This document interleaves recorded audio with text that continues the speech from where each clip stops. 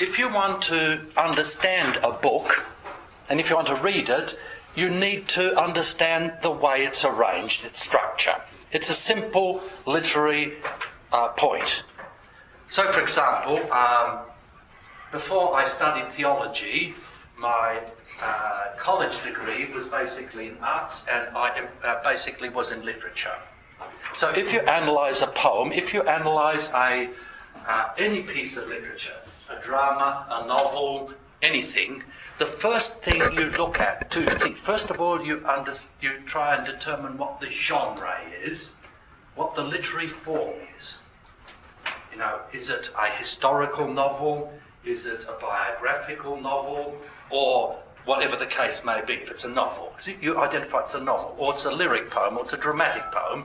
So genre. Okay, now the book of Exodus, its genre is that it is Torah, law, which means teaching. And the specific form of teaching is teaching about the divine service. Right? The genre. Now, the second big insight is that if you want to see the way a book works, you need to examine the structure. It's very significant where a book begins and where a book ends, and what the basic divisions are. So, if you read a novel, that you receive some help, you get chapters, and you get sometimes parts of a book. A novel will be in, say, 3 sections, and each section will have chapters to it. Now, in terms of structure of a book, what are the most important positions within the way a book is arranged, logically speaking? Not everything is of the same level. You're given, by the arrangement of material, you're given some clue as to how to hear it, to read it, to understand it. You with me? So, what's the function of a chapter?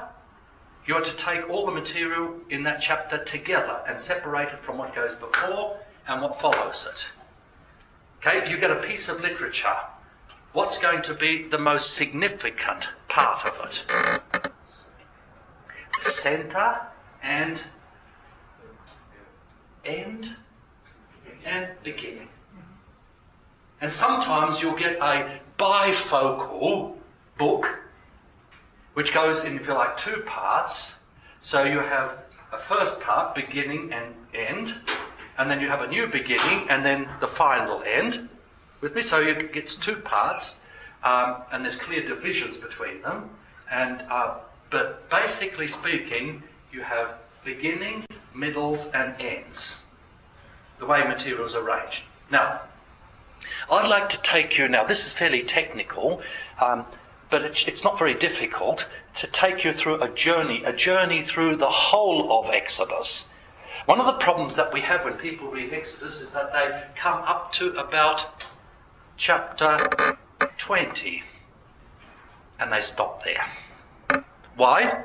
10 Commandments. That's where the 10 Commandments are, and that's all you're interested in. And then what comes then from the next half, from 21 through to 40?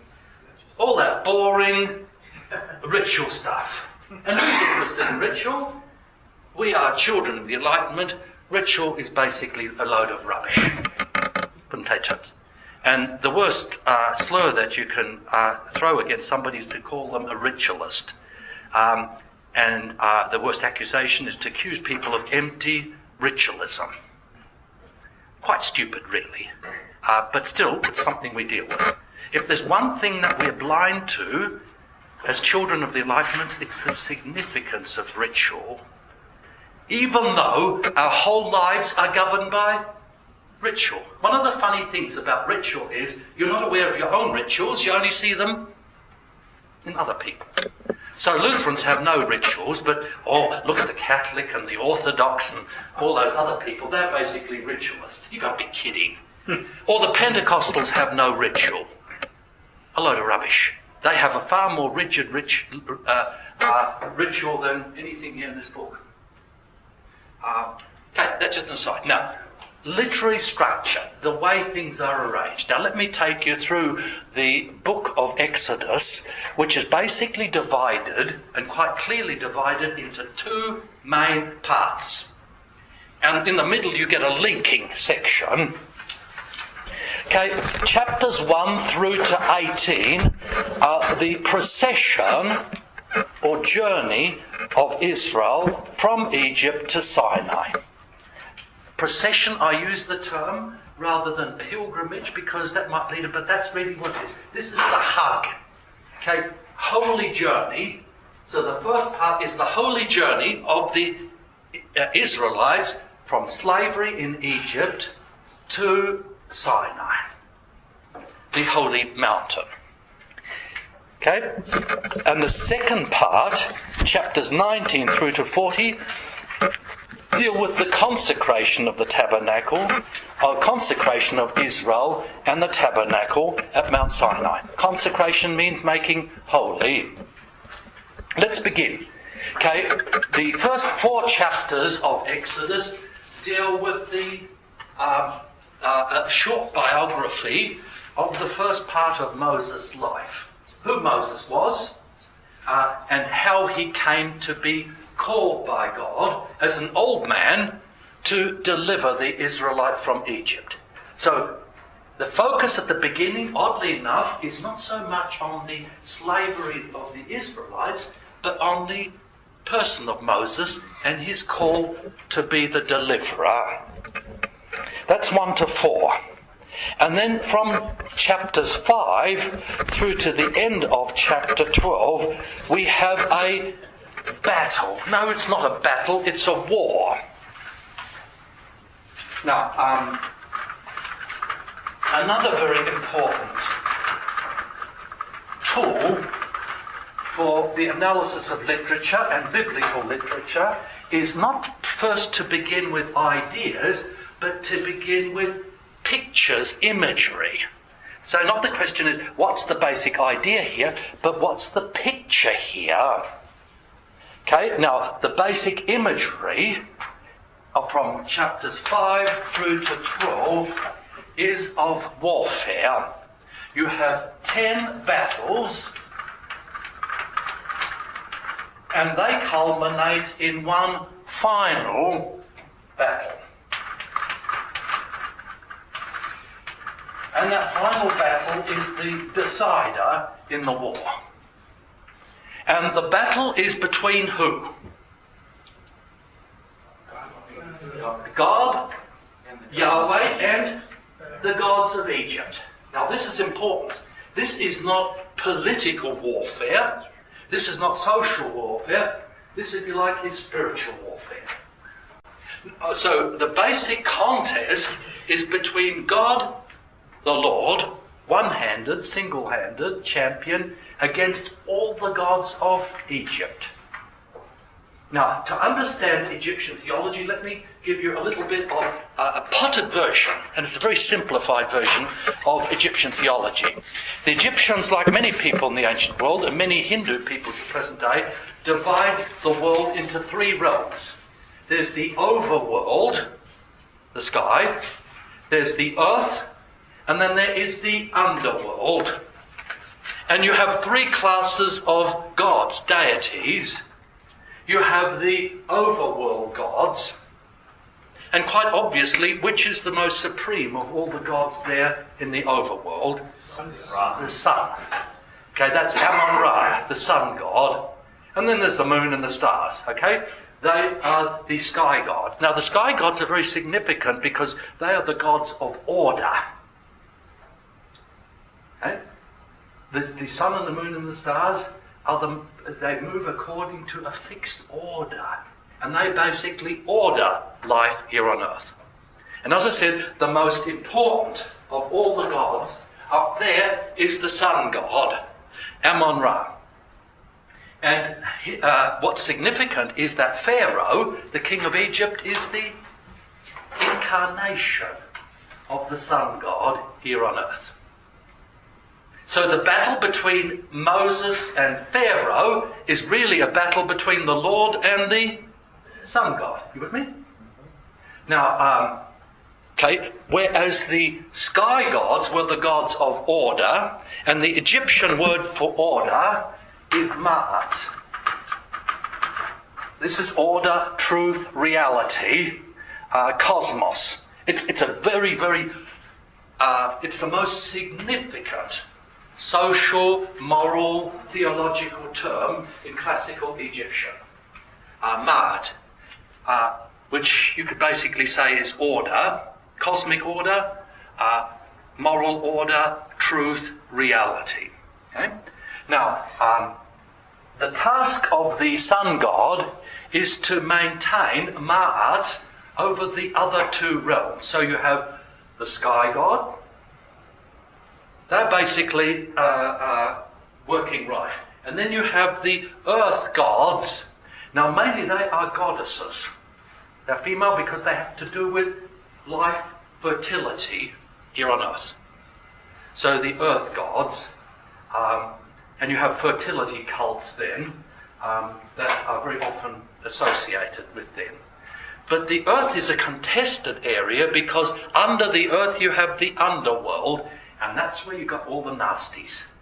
The underworld is the sea, chaos, darkness. And whereas Amun-Ra, or Ra, he has many names, is up here. Down in the underworld you have a really nasty piece of work whose name is Seth. His symbol is the crocodile and the hippopotamus, but crocodile basically. And Seth is the god of chaos. He is the god of death, disorder, darkness. Are you with me?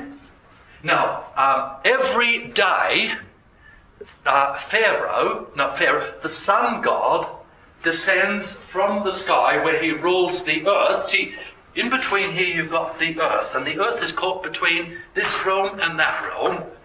So during the day, the sun god rules over which domain? The earth. Now at night, what does the sun do? It descends into the underworld. In order to do what? It's for him to do battle with Seth and to put Seth back into his box. There's never any final victory. This is a continual process. Every night the sun god takes his life in his hands, descends into the underworld and pushes Seth back into place, drives him from the earth, and then every morning the sun god does what? Rises victorious over darkness and chaos and disorder and ascends up into the sky. That's the basic cycle, religiously, of Egyptian religion. Now, what would be the worst thing that could happen in the order of the cosmos for Egyptians? Darkness. And particularly what kind of darkness? What's the worst thing that could happen up here? Is an eclipse. Because eclipse means that the sun god has been defeated. Can you see that? And what's the worst thing that could happen on earth? Drought. Well, that's bad, but worse than drought. Because who is it that represents the sun god down here? Killing of Pharaoh's son. Yes. And not the killing of Pharaoh, but Pharaoh's son. What's significance about Pharaoh's son is he is the heir. Which means that basically the reign of the sun god is destroyed here on earth by the sun being destroyed. Now, are bells beginning to ring? Okay, now, one other thing. Now, it's the duty of Pharaoh, we'll put Pharaoh here. He performs, his task is basically not political, but religious. So, Pharaoh is a priest in Old Testament terms, but everywhere except in Israel, priests and kings are the same thing. The way you rule is religiously. The power that you get is spiritual power. Now, every evening, what would Pharaoh do? He'd perform the rites that would protect the sun god as he went down into the underworld. And then he'd get up early in the morning before sunrise and he'd perform the rites that made sure that the sun god was victorious over death. He would make the sun god rise victorious. And they were the rituals. And what was the power behind the rituals?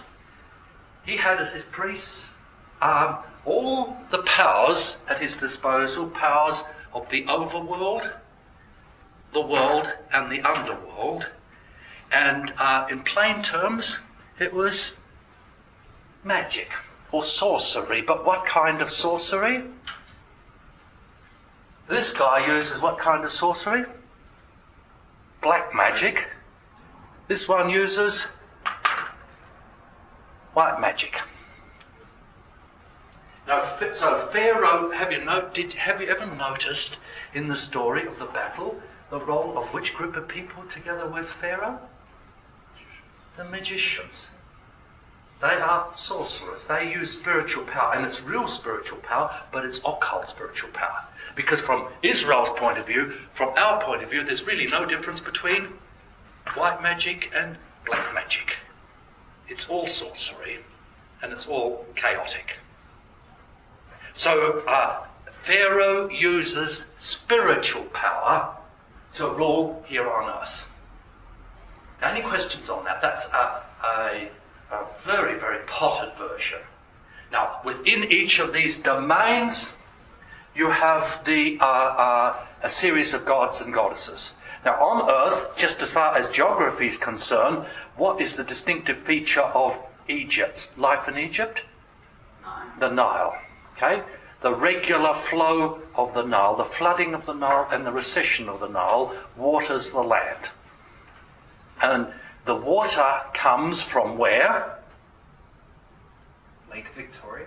Well, that's from our point of view, but for the Egyptians, they didn't know it came from Lake Victoria. Do you know where they thought it came from? Down here. But what's the problem? If all the water, the chaotic water here, flowed onto earth, what would happen to the earth? It would flood and the land would be destroyed, and life on the land would be destroyed. So partly the role of Pharaoh and the sun god was to regulate the flow of water from the underworld so that it would flood just enough but not too much. There wouldn't be any complete cessation of water. In Egypt, there's very little natural precipitation, rain. Now, in the light of that, what would be a sign that the basic order had been destroyed is if instead of the Nile flooding and not flooding, they get water from where? Sky. Thunder, hailstorm. Now, any questions on that? Do you have a text or two that you would recommend?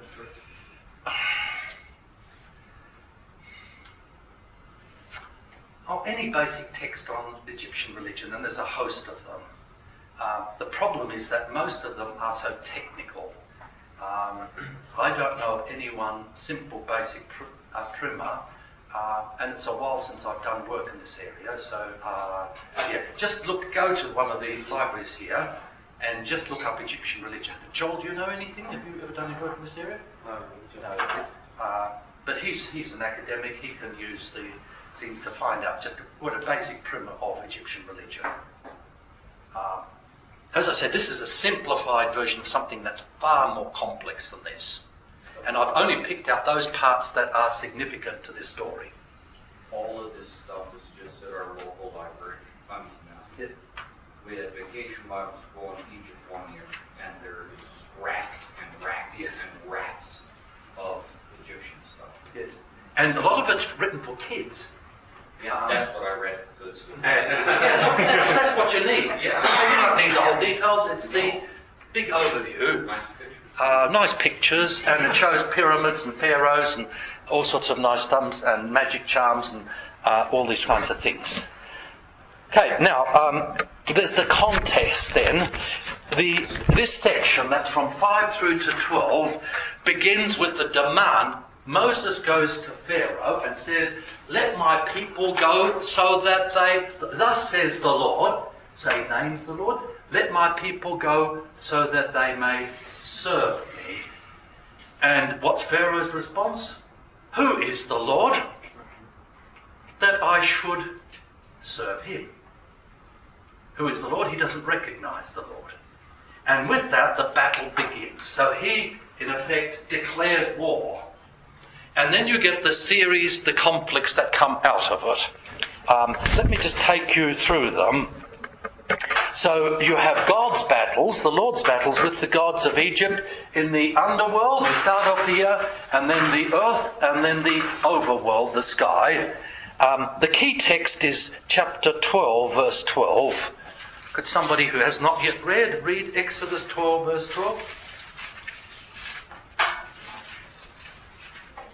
"On that same night I will pass through Egypt and strike down every firstborn, both men and animals, and I will bring judgment on all the gods of Egypt." Notice the all there? It's the battles not just against Pharaoh and his son, but the basic target is all the gods of Egypt.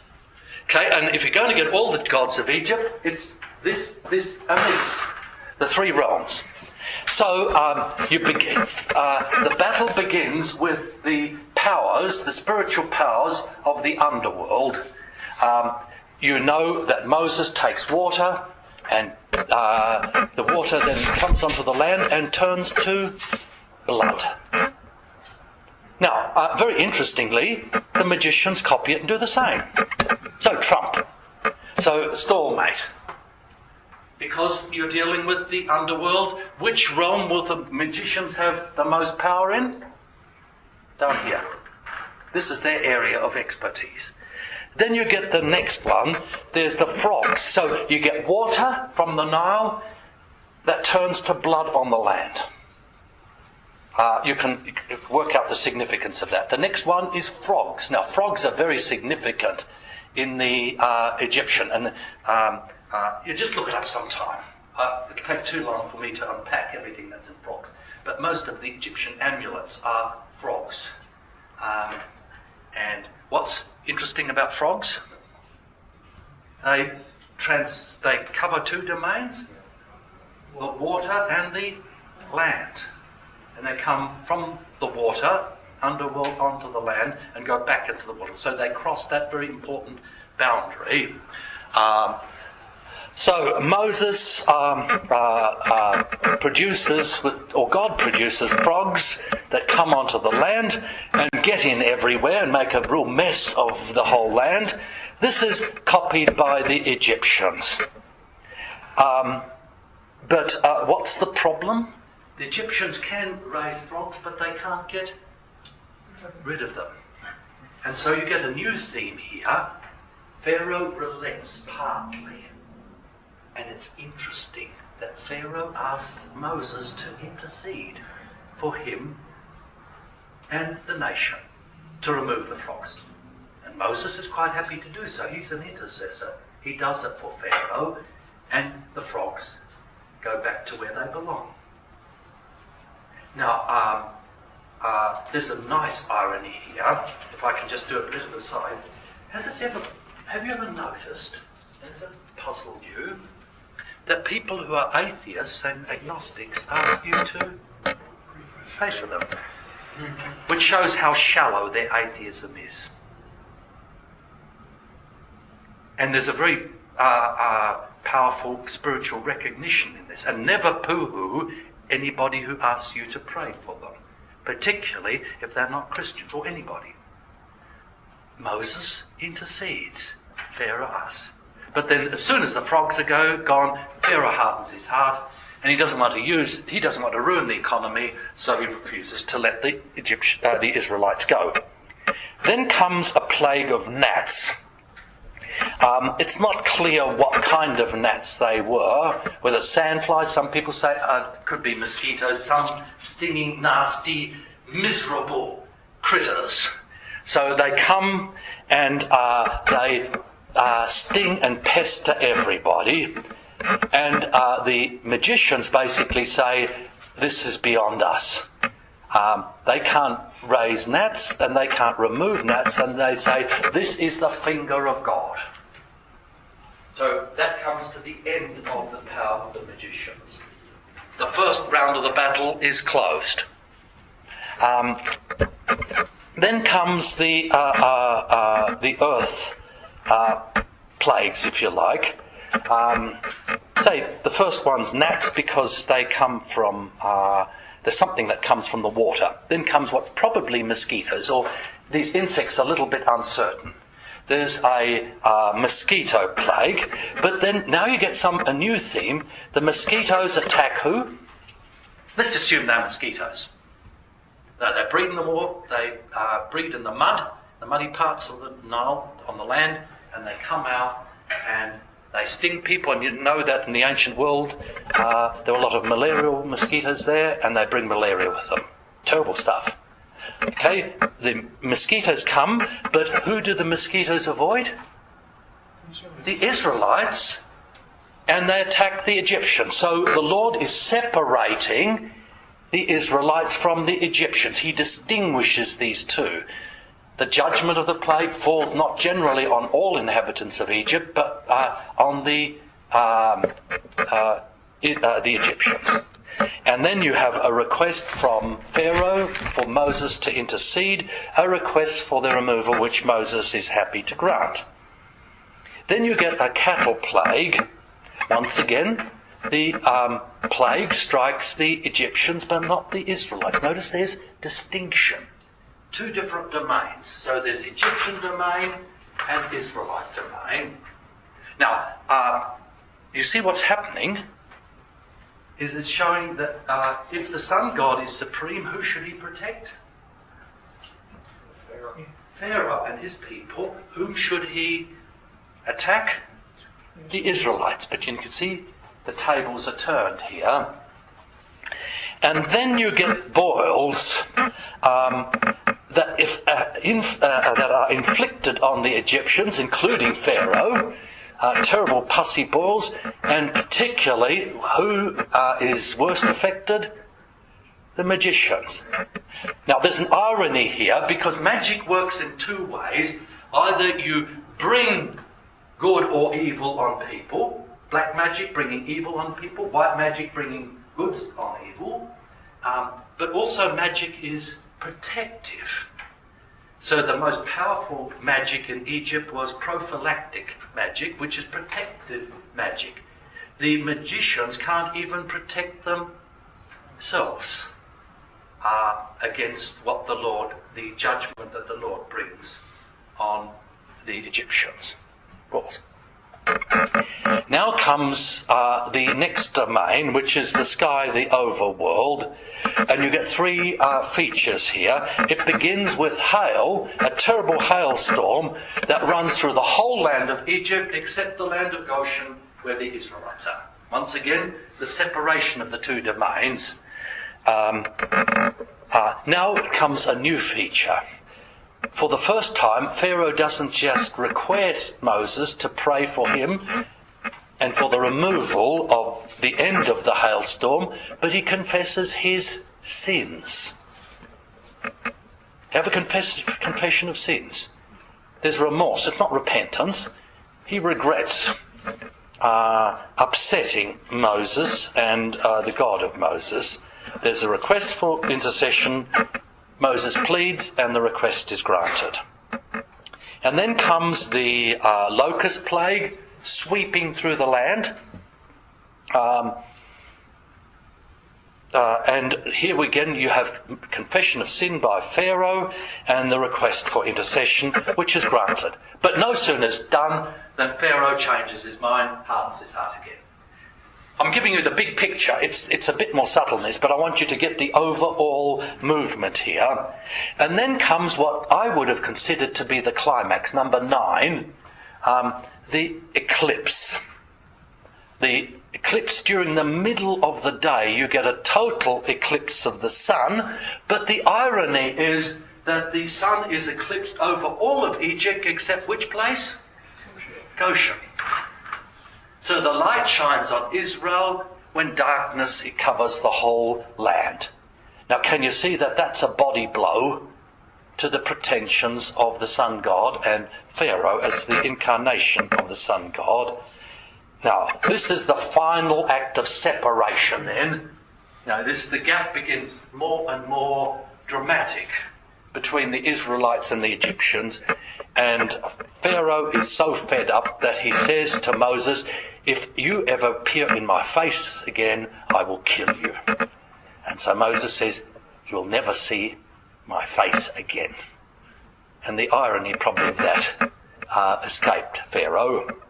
And then comes the 10th plague, the climactic one. So notice there's 10 plagues, and that's the death of all firstborn male animals and human beings in Egypt. And that includes the heir to the throne.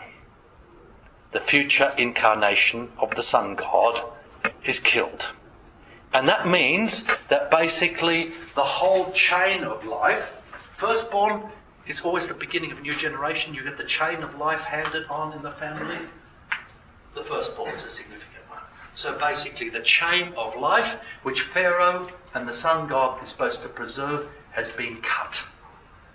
For who? The Egyptians, but not for the Israelites. The angel of death passes over the houses of the Israelites.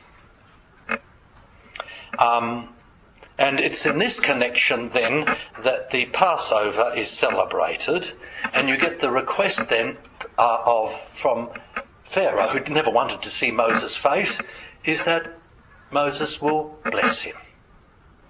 Funny. And what does Moses do? He blesses Pharaoh. Now there's grace for you. Intercession. Blessing. Let's just read chapter 12, verse 32, because that's the climax of this first part. 12, verse 32. Bob, you've got it there, please? Just read from 31 to 32.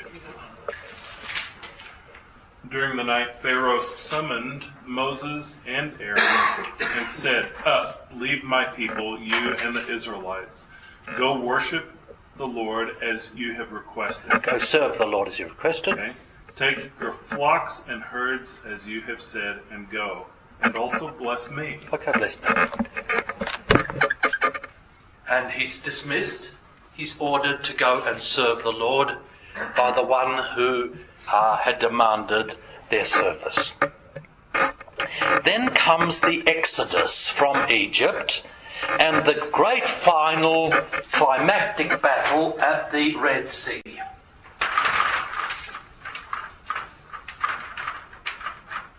It begins with the departure from Egypt, and it's on this occasion that something very significant happens for the first time. All of a sudden, what appears as the Israelites are marching out? The glory cloud. The cloud, the glory of God, which is a cloud by day and fire by night. And it goes out in front of the Israelites and leads them to a stupid place, a dead end. Where does it lead them? Up to the sea, the deep sea. Now you need to see the sea represents what? Chaos, death, underworld. So to go into the sea means to descend into the underworld. So they're trapped there, and Pharaoh chases them and thinks he's got them in his hand. They are wedged against the sea. And then something remarkable happens. The glory cloud continues to go in front of them, and it paves a highway through the bottom of the ocean. The ground goes solid. There's a wall. And then Israelites and the glory cloud goes from the front of the Egyptians so that it stands between. So if you think in terms here, I'll just stylize that. This is too steep. We'll do it like that. The sea opens up. The Israelites are here going across the sea. You have the Egyptians chasing them. Right in the middle you have the glory of cloud. And something rather funny, because this glory cloud has two faces to it. The face of the glory cloud to the Israelites is light. And the face of the glory cloud to the Egyptians is darkness. And whereas the glory cloud makes a highway, a paved way, the words in Hebrew are very significant. It's a kind of a cement path. Here, then as soon as the Israelites pass, then what you get here? A bottomless bog. And the chariots are bogged down, the wheels come off, then the horses go into trouble, and then the waters are engulfed. The waters engulf the Egyptians. Now, who is the one who fights in this battle? God himself. What fighting do the Israelites do? Zilch. And what's the irony here, if you understand this in the light of Egyptian religion? Pharaoh here is leading his army where? Into the underworld. And what happens? The underworld swallows him up. The battle's on his ground. The battle is on his ground, and he loses the battle on his own ground. And the Lord proves himself to be the Lord not only of the sky and the land, but also the Lord of the underworld.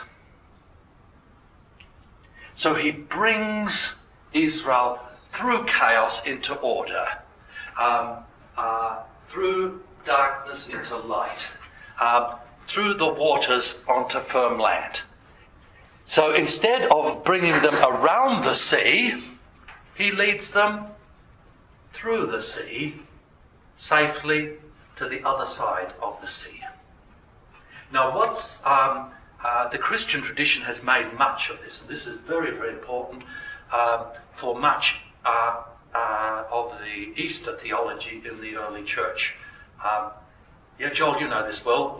What's this taken, always since the early church, what's this taken to be a type of? Well, it's commemorated especially at the Easter Vigil. So Yes. It's baptism, it's death and resurrection. Death and resurrection. Christ is the one who does battle with who? Satan and all the powers of darkness. He seems to be defeated by Satan. He descends into the Hades, the underworld, and he does so to free people from the underworld in his resurrection. So the great exodus through the sea occurs then. The harrowing of hell occurring then, and a whole lot of stuff. There's some lovely Easter hymns which are built around this. Okay, now these are merely tactical battles. There's no final victory, the 10, but where does the victory occur? It's in this Red Sea incident. And that victory then is celebrated in the great Song of the Sea, the Song of Moses. Okay, any questions on that? Yes? I've been just a bit unclear about the religion of the Israelites while in Egypt. So there's some indication that they continued with circumcision perhaps, and they continued maybe with some of their sacrifices. I can't recall. But then you'll have Joshua saying, abandon the gods that you served on the other side of the... That's across the other side of the Euphrates. The Euphrates and the Egyptians. And the Egyptians, yes. So they had some idolatry there. Yeah. So when God is essentially mocking these gods, deceiving them, it's for the sake of the Israelites. It is for the sake of the Israelites and to rescue them. You see, they didn't just serve Pharaoh, they served Egyptian gods. Now, it's a cultural, social, political system. You can't be involved with it without being involved in pagan religion. And the miracle of it is that God doesn't wait for them to abandon the Egyptian gods. He extracts them from that domain. He frees them from paganism, if you like. He frees them from idolatry. He frees them from wrong religion. Yeah. I have a question. Yes. You're always seeing the world acknowledge the Exodus. Historians, this has happened, but they don't want to say that it actually happened according to the biblical record, but that maybe these natural things occurred. But when the magicians are saying this is the finger of God, it seems to me that the answer is no, this is God intervening in an unnatural way. Well, no, not an unnatural, because it's not contrary to the ordinary. It's supernatural way. Yeah, look, there's just two comments, and if I can say, one of the problems that we have, those of us who are conservative Christians, right from the beginning, for the last 300 years, we've been fighting the Enlightenment. The only problem is that we've used the tools of the Enlightenment to fight the Enlightenment. And do you know what you do when you use the tools of your enemy to fight the enemy? You've seen the hill. Yeah, you see the hill. And it becomes a Trojan horse by which they then, in fact, secretly take over and dominate. Now, what do I mean? So, for example, is there any record of the Exodus anywhere outside the Old Testament? No. And quite obviously, why would the Egyptians have no record of this event? Unfavorable. It's unfavourable. No, the only things that are remembered are propaganda stuff, victories. And the Egyptians were past masters at turning defeats into theoretical victories. You can see it everywhere if you study Egyptian history. They were the original spin doctors. And they always gave a positive spin to what happened. Obviously, there's not going to be any records there of the Exodus, although there are references to Jerusalem and, 1250 texts, there's references to Israel in inhabiting the land of Egypt. So there are bits and pieces of data. Okay, no external historical reference. So what do the Enlightenment scholars say? Therefore, this must not have happened. And it's difficult to fit into Egyptian chronology and that kind of stuff. And then what do Christians try and do? Prove it. Prove it. And they try and prove it rationalistically. Huh? And then you get this kind of nonsense, saying that manna occurs naturally, or this was just an ordinary eclipse, and all these things were just ordinary, extraordinary events. And you try and therefore say that it's not improbable, it's not impossible. But how stupid can you get? By proving that you're trying to prove that it's historical, what have you done? Rationalized. You've rationalized it and you've destroyed it. Just saying it's a natural event. It's not a miracle of God. It's not supernatural. Watch out for the apologetics that tries to prove things rationally. It's always counterproductive. I have no time whatsoever personally for rationalistic apologetics. What it does is merely acts as a Trojan horse to let the enemy take over and govern your theology. Now that's a big statement, and I've got I did a lot of apologetics when I was young. And you know what apologetics merely does? It gets you into arguments with people, and it's futile arguments, and people come no closer to faith. In fact, they very often go further from faith. Yeah. So I've got no time for that type of stuff. You get television programs for each one. I don't know if you've seen them. Stupid stuff. Yeah. You saw that on the internet. Someone supposedly investigated this, found this bridge under the Red Sea, and evidence of wheels from chariots. Yep, all that kind of stuff. And and the silly thing about it is that Protestant and evangelical and conservative Christians are terribly impressed by this. Okay, let's say you find chariot wheels there. What does it prove? It just proves that there were chariots there. Big deal. You're not going to change, you're not going to produce faith in the mind of any agnostic or atheist. I don't think. And particularly in the postmodern generation. To use rationalistic arguments to try and argue postmodern into faith is an exercise in utter, total futility. Because what's one of the features of a postmodern person? Just think of the Harry Potter generation. They've got no difficulty with demons and angels and magic and supernatural events, mystery. Love it. And here we are trying to engage the postmodern generation with, at the best, an outmoded and outdated apologetic. That's how I say at best. However, that's aside. Here ends this sermon. Yes.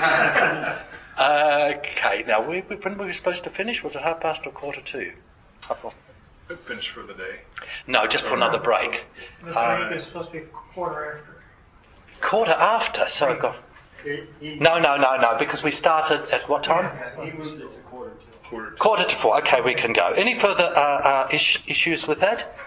The important incident, that's a climactic culmination of those battles there. But the journey doesn't end there. And then comes a very ironical set of incidents. Just think of it. The Israelites have had experienced the most amazing act of divine deliverance, guidance, protection. And they get out into the desert, and what do? They forget God and they start grumbling. Sounds like good Lutherans. And there's 3 incidents of grumbling, just as there's 7 incidents of grumbling in the book of Numbers. Very important theme. 10 of them all together. 10 grumblings. The grumblings of unbelief. The first one is they come to a place at Marah. They need water, and the only water there is foul water. And Moses then God turns the foul water into sweet water. They go a little bit further and they're hungry, and all they remember is the good things that they enjoyed in Egypt, all the good food and the leeks and the onions and the cushy lifestyle that they had. They forgot all about the slavery. All they remembered was the golden age that they had in Egypt. And some of them want to go back, and so they grumble. And God, strangely, instead of punishing them, gives 3 gifts.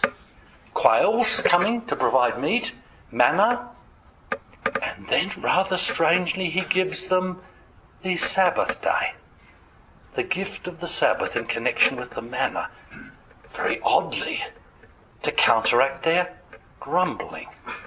To teach them that they don't live by bread alone. But the gift of the Sabbath is in connection with the manna. You remember that the manna appears for every day of 5 days. Then on the 6th day you get a double portion, so that they don't have to work on the 7th day. And he gives them this great gift. Now notice that before you have a commandment, a demand to keep the Sabbath, you've got the gift of the Sabbath here. Then you get the terrible incident at Meribah. I'll just do that here, where once again they grumble, and the grumbling here is that they don't believe that God's with them. Now, is the Lord with us or not? If he was with us or not, he would provide water for us. So it's the doubt about the presence and the gracious presence of God, and it's in connection with that God gives them water from a rock. very significant. Water from the rock in the face of their testing the Lord and demanding that he prove that he's present with them. Yes, Joel? Is this be seen in connection with the crisis in 5, where after Pharaoh heaps on more work, refuses to give them straw? Basically, the people are not interested in Moses' proposal anymore, yes. Right? I mean, they're saved. Pharaoh drives them out of the land. Yes. So I read these this weekend. They're kind of wooing. Yes, it is wooing. Because you see, in the ancient world, who were the only people who enjoyed leisure? The bigwigs, the aristocrats. Workers and slaves had no rest. So God treats his people in the desert as if they were what? Royalty. Gracious. They don't have to work for their food. Egypt, they had to slog their guts out to get a minimal diet. And they could never be sure that they'd have enough. That was hand-to-mouth existence of a slave. Working. 7 days a week. What does God do? Gives them food that they don't have to work for. They don't cultivate the land. They don't cultivate quails. They don't herd quails. It's given as a gift. And then the greatest gift is that he gives them a day in which they don't have to even gather the food. Not produce the food, but gather the food. It's God wooing them. Yes, in a most wonderful way. Take note that there's only 2 commandments that are positive, that are not negative. There's honouring parents and observing the Sabbath. That's a very strong message. And also, you see, there's also, look, this whole thing is shot through and through with ironies and cross-references. Okay? Now, the word avav means first, that serve, means first and foremost to do work. Okay? And then it can mean to do work as a slave, but then thirdly, it can mean to do work for a god. What's the work you do for a god? It's the ritual you perform. Okay, so in the ancient world, ritual and work are the same thing. There's no, if I had to have a term for ritual in the Old Testament, I'd use the term work for God. Avodah, work. Now, here you get God giving them what's going to be the fundamental ritual observance. And they don't work. Can you see? I remember I said the whole of the Old Testament is full of these strange reversals. You have an anti-ritual ritual. What's Sabbathing? Doing nothing. Just having a breather, time out, holiday, resting, having leisure. Yes. And then comes the attack by the Amalekites, and remember that's a time when Moses raises his hand, intercedes, they're held up, and they have victory over the Amalekites, who challenge them as they go on their way to the holy mountain. But then comes the negative side again. They're no sooner been saved from their enemies than they fall out with each other, and the burden of litigation sounds like a lot of North Americans. The burden of people bringing cases against each other to Moses is so overwhelming that Moses just can't cope anymore. And it's in connection with that God establishes one of the most important institutions in the Old Testament, which is the Sanhedrin. The Sanhedrin is the supreme court of Israel, the 70 elders, which are the supreme final court. It's like your... Do you have Supreme Court? Is that what you call your... Mm-hmm. Okay, it's the Supreme Court of Israel. God institutes it, therefore it administers God's justice. Go to the New Testament. Who puts Jesus to death?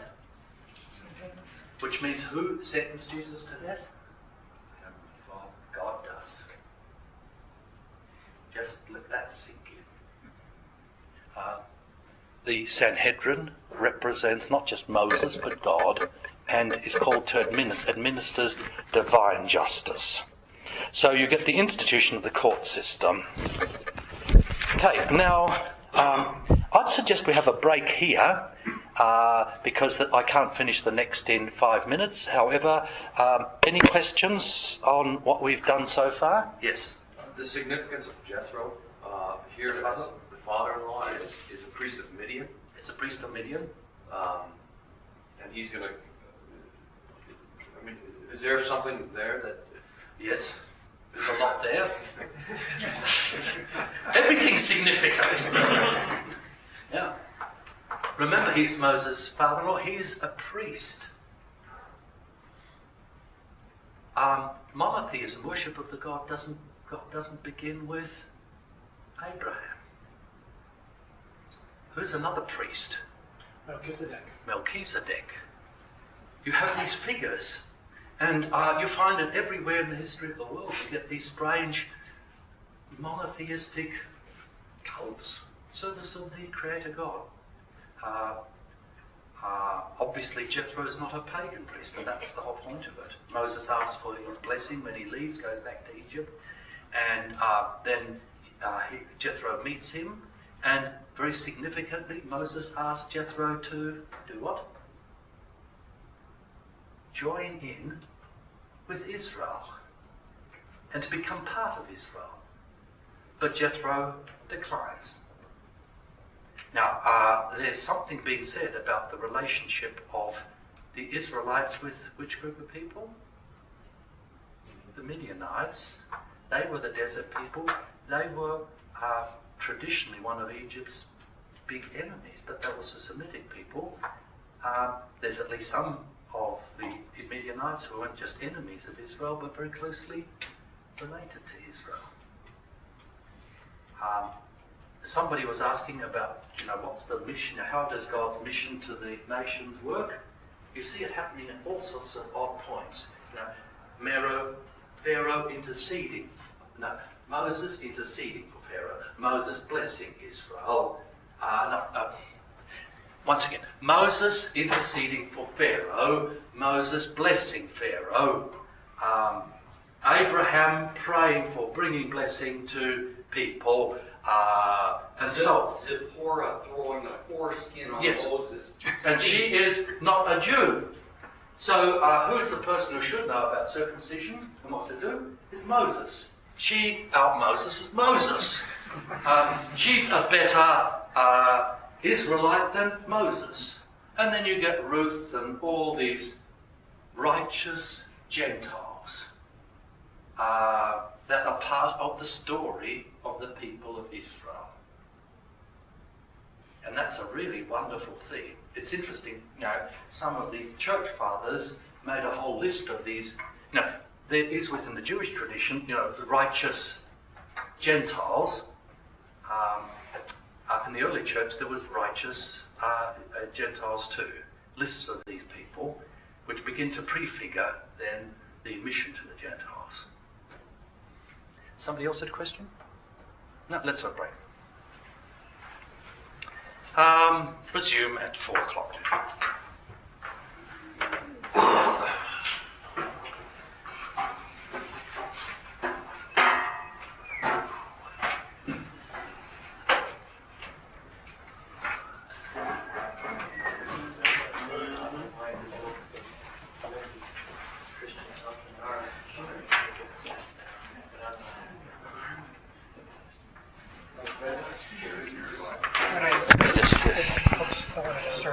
I just wanted this paused.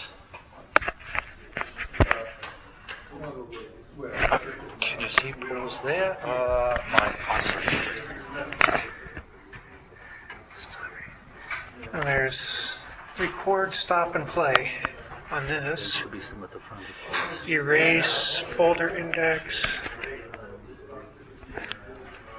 I don't know. Just stop it. Start it again. And then to put it on hold so that it saves the battery. Okay. For a moment here, I had mentioned a little bit before, Dr. Kleinig's books are over here on the table, and they asked us at CPH at the bookstore at Fort Wayne if we wanted to have a few available for you gentlemen. Don't know who has which commentary and the other books, but I will put it this way too: good study material, Grace Upon Grace. Let the author tell you a little bit more about it, but they also give us a good price at this event on those books as well, especially if you don't have them. Okay, you want to say anything about them? Okay, everybody got the commentary already? Are you getting that series? Very good, very good. So you might want to look at those and enjoy. I got one open back here. If anybody didn't bring it, if you want to look at it, please feel free. Okay.